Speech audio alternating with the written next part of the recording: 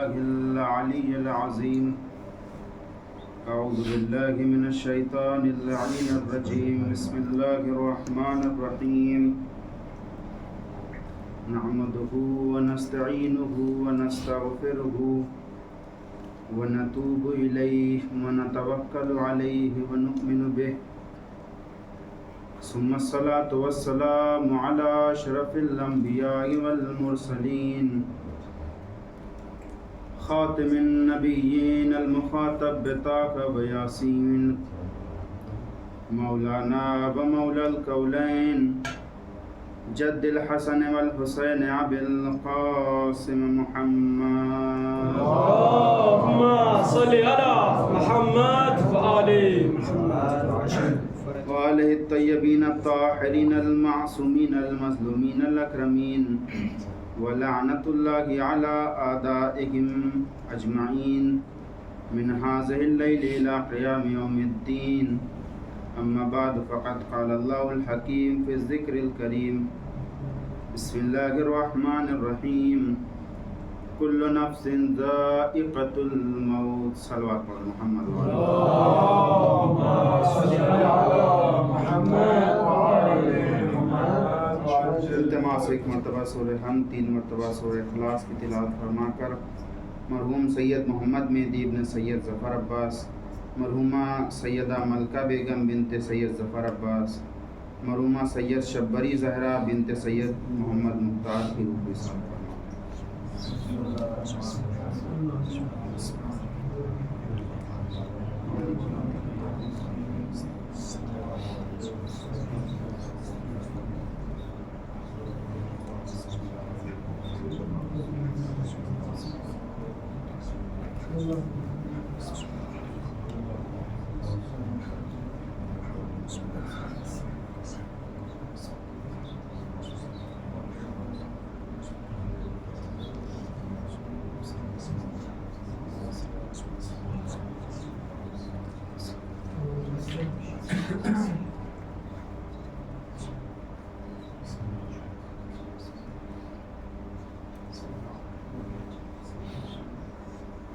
صلوات محمد وعلى محمد. اللهم صل على محمد وآل محمد. عزیزان محترم، طلاب ذوی الاکرام و احترام، ایصال ثواب کے لیے اس مجلس عزا کا انعقاد کیا گیا.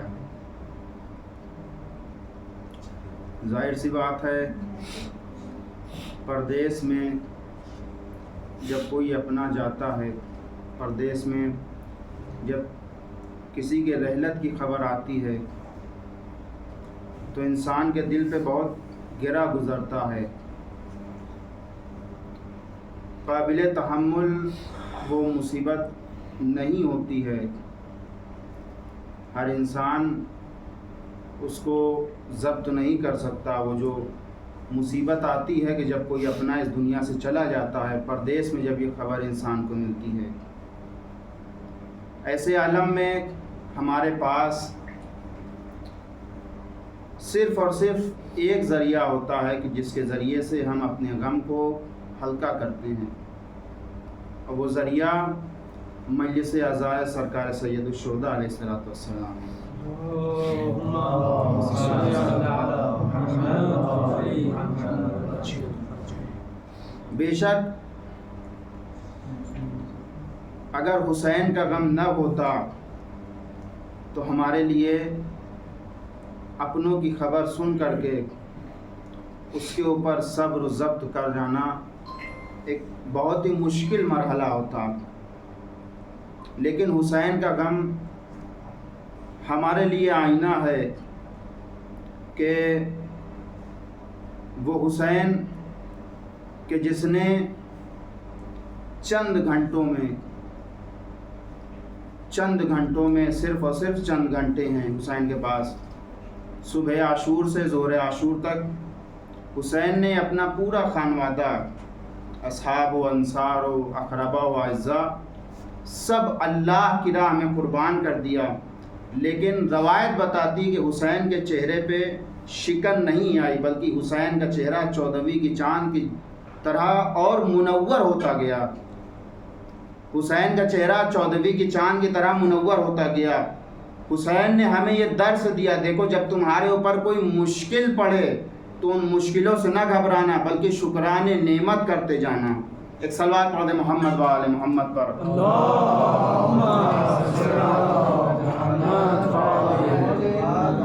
ظاہر سی بات ہے، موت ایک ایسا مرحلہ ہے کہ جس سے کوئی فرار اختیار نہیں کر سکتا۔ موت ہمیں بھی آنی ہے، آپ کو بھی آنی ہے، سب کو آنی ہے۔ جس کے صدقے میں یہ کائنات خلق ہوئی، جب پروردگار نے انہیں ظاہری موت دے دی، تو ہم اور آپ عزیزو، حضرت انسان واقعی ایک عجیب خلقت ہے۔ آپ غور کریں جملے پہ کہ حضرت انسان بہت عجیب خلقت کا نام ہے۔ یہ حضرت انسان جو ہیں، یہ اس چیز سے فرار اختیار کرنا چاہتے ہیں کہ جس سے فرار اختیار کرنا ممکن نہیں ہے۔ یہ اس چیز سے بچنا چاہتے ہیں کہ جس سے کوئی بچاؤ ممکن نہیں ہے۔ حالانکہ ہونا کیا چاہیے؟ ہونا یہ چاہیے کہ جس چیز سے بچنا چاہیے اس سے بچیں، جس چیز سے بچنا ناممکن ہے اس سے نہ بچیں۔ آپ دیکھیں کہ موت سے سب بھاگتے ہیں، موت سے سب بچنے کی کوشش کرتے ہیں۔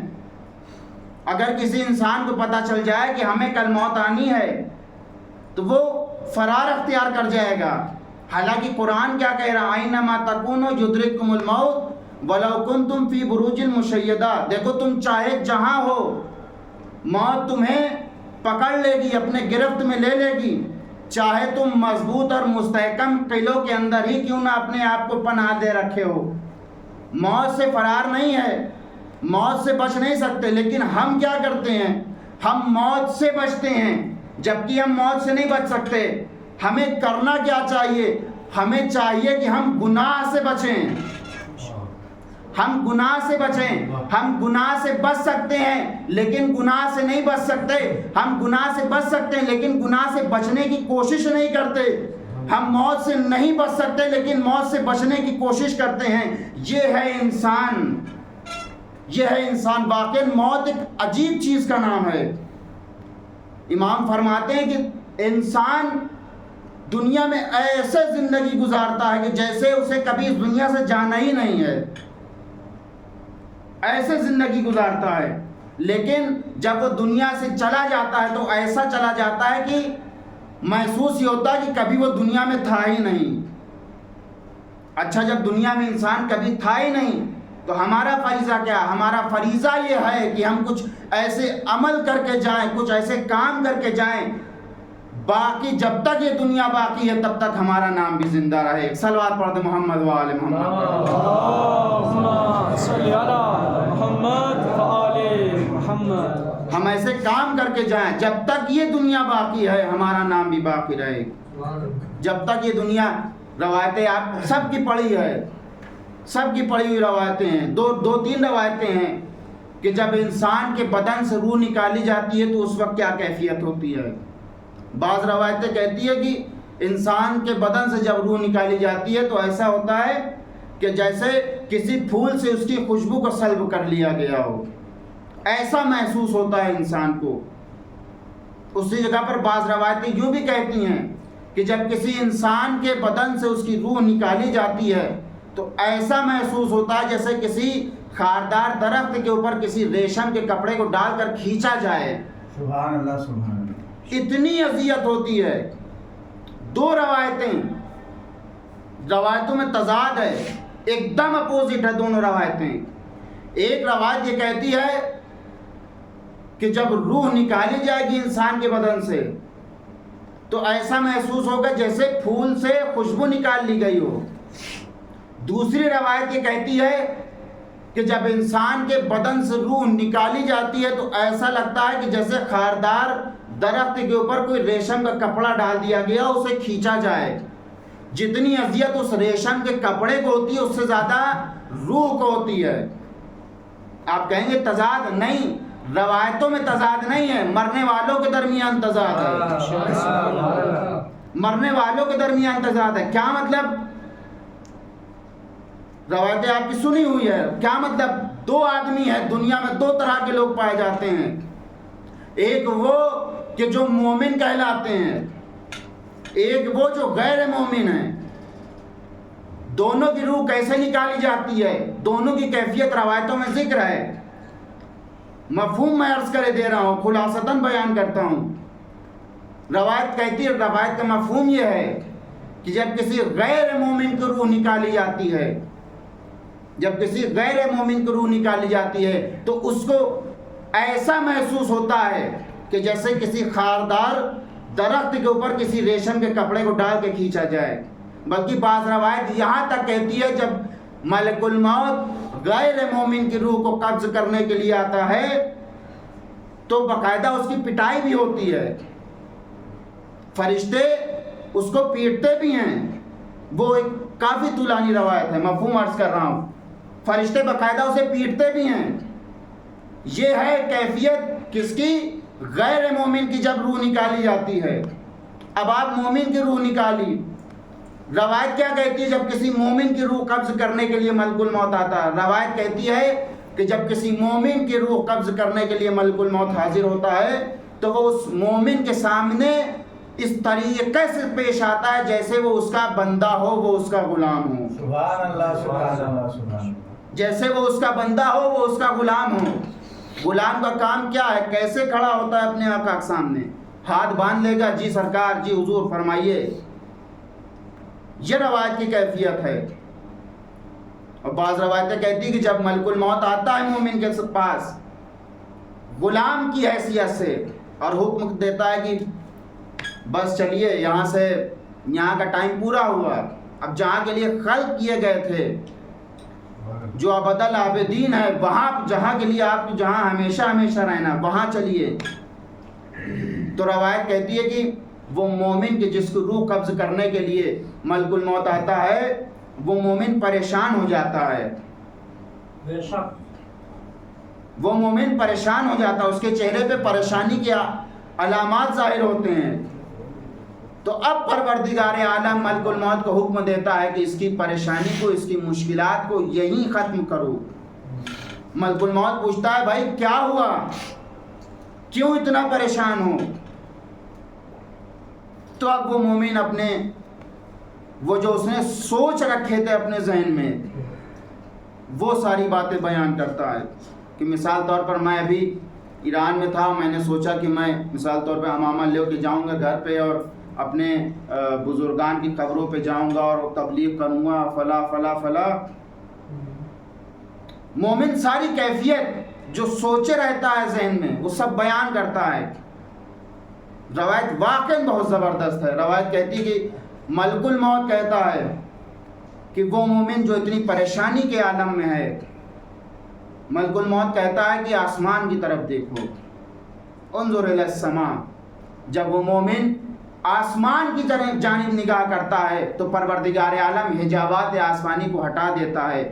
کیا دیکھتا ہے وہ مومن؟ ایک طرف محمد مصطفیٰ کھڑے ہوئے ہیں، ایک طرف علی مرتضیٰ کھڑے ہوئے ہیں، ایک طرف سید کونین کھڑی ہوئی ہیں.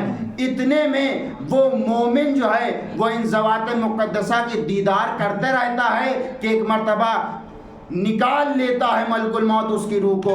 اسی کیفیت کو کہا گیا ہے کہ جب کسی مومن کی روح قبض ہوتی ہے تو ایسا محسوس ہوتا ہے کہ جیسے گلاب کے اندر سے، کسی پھول کے اندر سے جب خوشبو سلب کر لی جائے. صلوات پڑھ دیں محمد و آل محمد. صلی علی محمد و آل محمد. ایسا محسوس ہوتا ہے. ایک مومن کی جب روح قبض ہوتی ہے تو کیا کیفیت ہوتی ہے، ایک جب غیر مومن کی روح قبض ہوتی ہے تو کیا کیفیت ہوتی ہے. عزیزو آپ نے دونوں روایتیں سنی، دونوں روایتوں کا مفہوم سنا. اب میں ان دونوں روایتوں کو اگر ایک جملے میں کہنا چاہوں، اگر جملہ سمجھ میں آ جائے تو دعاؤں سے نوازیے گا. کہ آپ نے سنا غیر مومن کی روح کیسے نکالی جاتی ہے، مومن کی روح کیسے نکالی جاتی ہے. اگر میں اس کو اپنے جملے میں کہنا چاہوں تو یوں عرض کروں کہ عزیزو دنیا میں دو طرح کے انسان پائے جاتے ہیں. دنیا میں دو طرح کے انسان پائے جاتے ہیں. دنیا میں دو طرح کے انسان پائے جاتے ہیں، ایک وہ کہ جن کے سامنے موت کا ذکر آتا ہے تو ان کو علی یاد آ جاتے ہیں، دوسرا جن کے سامنے علی کا نام یاد آتا ہے ان کو موت یاد آ جاتی ہے۔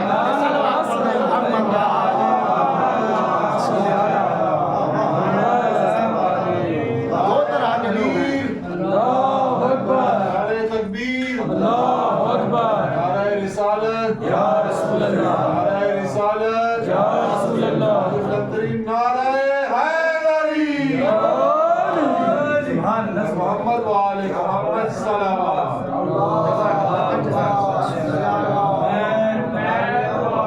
موت سے کسی کو فرار نہیں ہے، حتیٰ کہ وہ نبی کہ جسے پروردگار عالم نے اجنہ کے اوپر بھی حکومت دے رکھی تھی، پرندوں چرند و پرند کے اوپر بھی حکومت دے رکھی تھی، اس کو بھی فرار نہیں ہے۔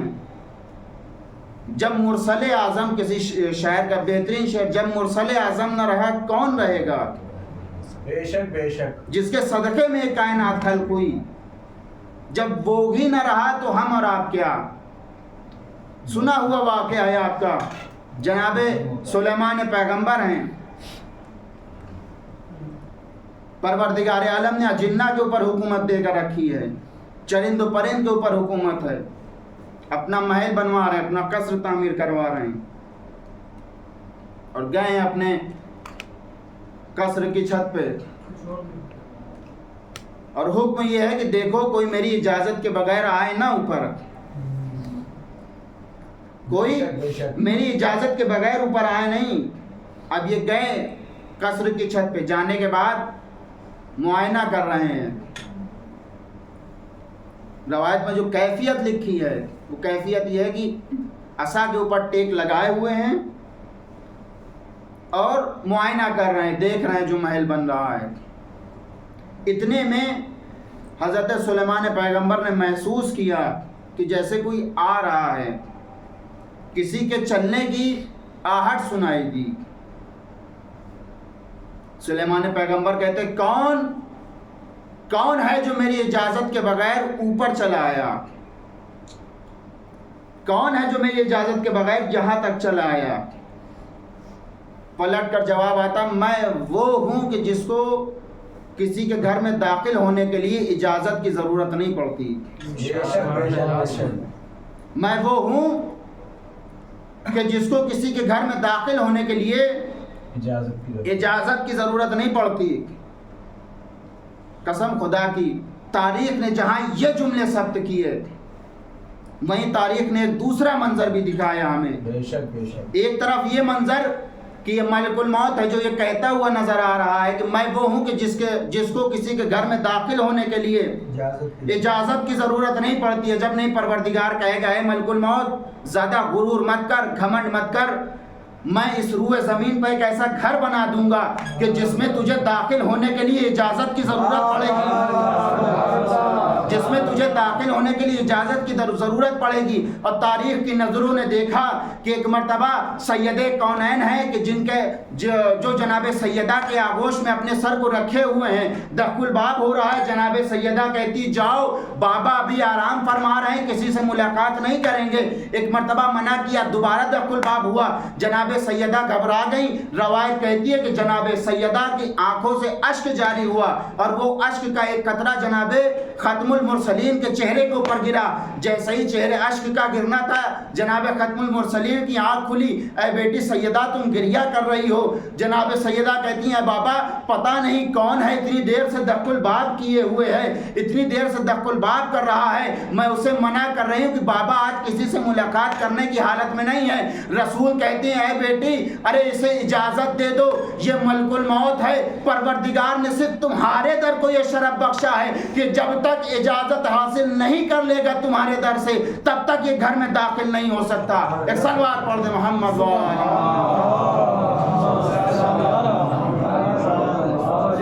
اس در کو وہ شرف بخشا ہے پروردگار نے، بہت خوب بھائی، کہ جب تک ملک الموت بھی اجازت نہ لے لے اس در میں داخل نہیں ہو سکتا۔ اور خدا کی قسم یہ موت کا معمہ ہمارے سامنے الجھ کر رہ گیا ہوتا اگر کربلا ہمارے سامنے نہ ہوتی۔ کربلا اگر ہمارے سامنے، کربلا نے بتا دیا ہے کہ موت کسے کہتے ہیں. 13-14 سال کا برس، 13-14 سال کا سن کیا سن ہوتا ہے؟ پوچھا ہے امام حسین نے اپنے لال قاسم سے، یا بنیہ کیف الموت عندک، اے میرے لال قاسم تمہارے نزدیک موت کیسی ہے؟ کیا جواب ملا؟ الموت عندی اعلی من العسل، میرے نزدیک موت شہد سے زیادہ شیریں ہے. عزیزو شہد سے زیادہ شیریں ہے موت، مگر اس وقت ہے کہ جب انسان کی موت راہ حق پہ آئے. بے شک بے شک بے شک. اس وقت ہے جب انسان کی موت راہ حق پہ آئے. اور کربلا میں امام حسین نے، کربلا کے میدان میں امام حسین نے اپنے جانثاروں کے ساتھ شہادت دے کر کے، اپنی قربانی دے کر کے، کسی خطیب کا بہترین جملہ ہے کہ کربلا کے میدان میں امام حسین نے اپنے جانثاروں کے ساتھ قربانی پیش کر کے اپنے شیعوں کے دل سے موت کے ڈر کو نکال دیا ہے. بے شک بے شک. اپنے دل سے، اپنے شیعوں کے دل سے موت کو نکال دیا ہے. شاید یہی وجہ ہے کہ جب ہمارا کوئی زیارت کو جاتا ہے کربلا، ہمارا جب کوئی چاہنے والا عراق جاتا ہے تو ہمارے گھر والے یہ نہیں کہتے بھیا وہاں کا سنا ہے سونا بہت اچھا ہوتا، سونا ذرا 2-4 تولہ لے آنا. سنا ہے چاندی بہت اچھی ہوتی ہے، چاندی لیتے آنا. سنا ہے فلاں چیز وہاں کی بہت اچھی ملتی ہے، وہ لیتے آنا. نہیں، اگر کوئی خواہش ظاہر کرتا ہے تو یہ کرتا بھائی کربلا جا رہے ہو، کربلا کا کفن لیتے آنا. کربلا جا رہے ہو، کربلا کا کفن لیتے آنا. بھائی ہم نے تو آج تک کسی کو نہ دیکھا کہ جس نے اپنی موت سے پہلے ہی اپنی کفن کا انتظام کر لیا ہو، لیکن یہ فقط شیعان حیدر کرار ہیں کہ جنہوں نے اپنا انتظام اپنی موت سے پہلے کر لیا ہے، اپنے کفن کا اہتمام اپنی موت سے پہلے کر لیا ہے. شاعر کیا خوب کہتا ہے کہ ہمت نہیں کسی میں عزادار کے سوا، ہمت نہیں کسی میں عزادار کے سوا، اپنا کفن جو موت سے پہلے خرید لے. سبحان اللہ سبحان اللہ. ایک صلوات پڑھ دے محمد وآل محمد. اللہم صلی علی محمد وآل محمد. اس ڈر کو نکالا ہے امام حسین نے. بے شک بے شک بے شک. اس ڈر کو نکالا ہے. شاید یہی وجہ ہے کہ آج ہمارے یہاں جو انسان جاتا ہے کربلا، اس سے کچھ کہے یا نہ کہے، اتنا ضرور انسان خواہش ظاہر کرتا بھائی کربلا جا رہے ہو، کربلا جا رہا ہو تو ایک کفن لے کے آنا، ایک کفن لے کر کے آنا. بس عزیزوں میں نے مجلس کو تمام کیا. ایام عزا کے آخری دن چل رہے ہیں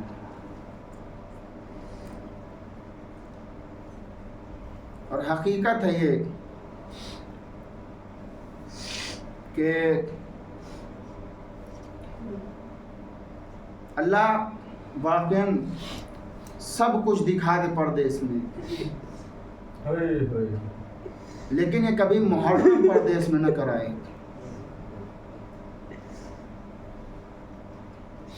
2 سال تقریباً 2 محرم گزر گئے ہمارے یہاں پہ اکثر دوستان کے. وہ کیفیت واقعاً وہ تڑپ کہ جو پردیس میں ہوتی ہے محرم کو، اور جو لوگ باہر رہتے ہیں، آپ کے بھی خانوادے کے کتنے افراد ایسے ہوں گے جو سعودی دبئی وغیرہ میں کمانے جاتے ہیں،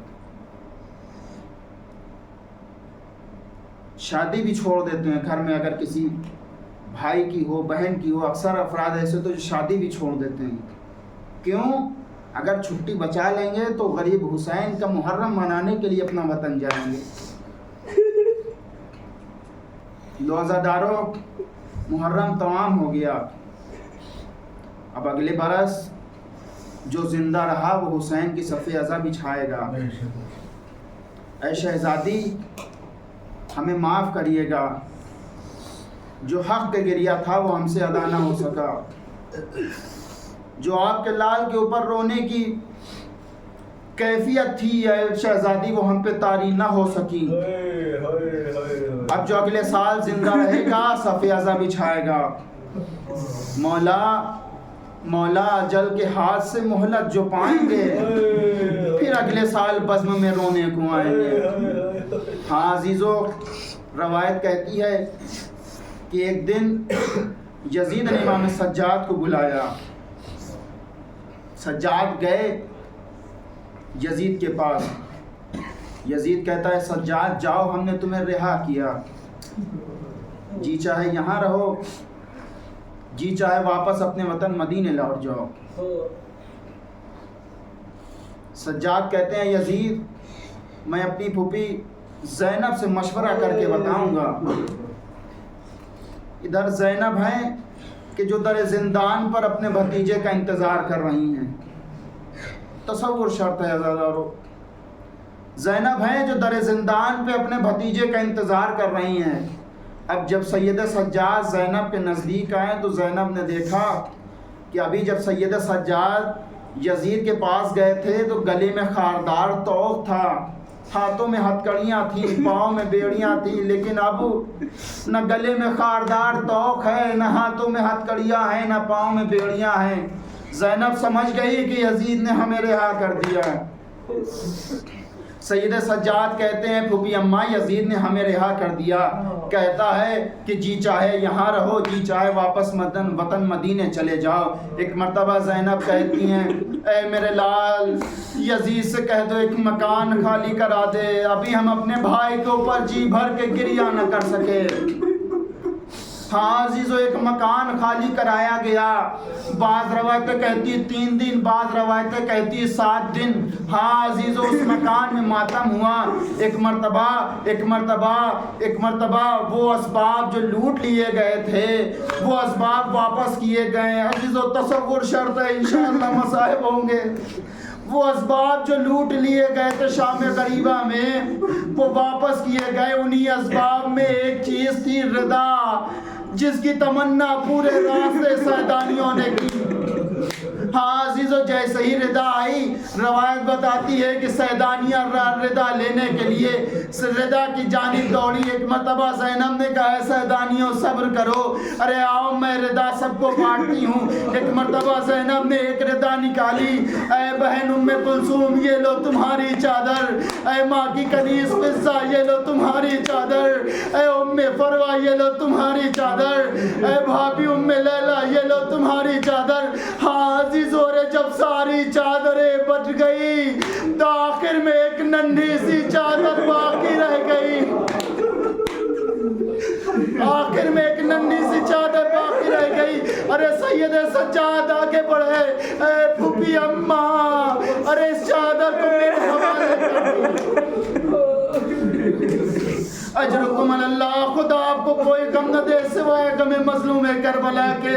ہاں عزیزو ننھی سی چادر لے کر کے سید سجاد ارے زندان کے ایک کونے میں گئے، ایک ننھی سی لحد کے اوپر ارے اس چادر کو رکھا. اس لحد سے لپٹ کے سید سجاد کہتے ہیں اے بہن سکینہ ارے ہمیں رہا کر دیا، کیا تم واپس وطن مدینے نہ چلو گے؟ اجرکم اللہ، اللہ آپ کو کوئی غم نہ دے سوائے غم مظلوم کربلا کے. ہاں عزیزو ایک روایت آپ کی رحمت تمام روایت بتاتی ہے کہ جب یہ قافلہ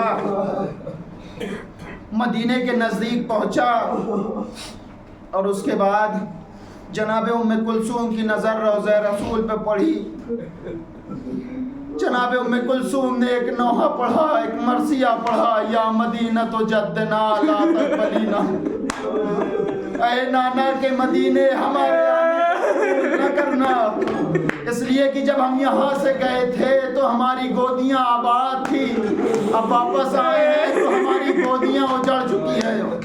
ہاں عزیزو بیرون مدینہ اس قافلے کو روکا گیا. ایک مرتبہ امام نے بشیر کو بلایا، اور بشیر کو بلانے کے بعد کہتا ہے بشیر، امام کہتے ہیں بشیر جاؤ مدینے میں ہمارے آنے کی سنانی سنا دو. عزیزو بس آخری روایت آپ کی زحمت تمام، اے بشیر جاؤ ہمارے آنے کی سنانی سنا دو. بشیر ہے، روایت کہتی ہے گرمی کا موسم ہے، دوپہر کا وقت ہے، لو چل رہی ہے. بشیر ہے کہ جو مدینے کی گلیوں میں مرثیہ پڑھتا ہوا جا رہا ہے، اے مدینے والو مدینہ رہنے کا قابل رہا، حسین مدینہ علی حسین کربلا میں قتل ہو گئے۔ بشیر یہ سنانی سناتے ہوئے محلہ بنی ہاشم میں داخل ہوتا ہے۔ ایک مرتبہ ایک جگہ سے گزر رہا ہوتا ہے بشیر سنانی سناتے ہوئے۔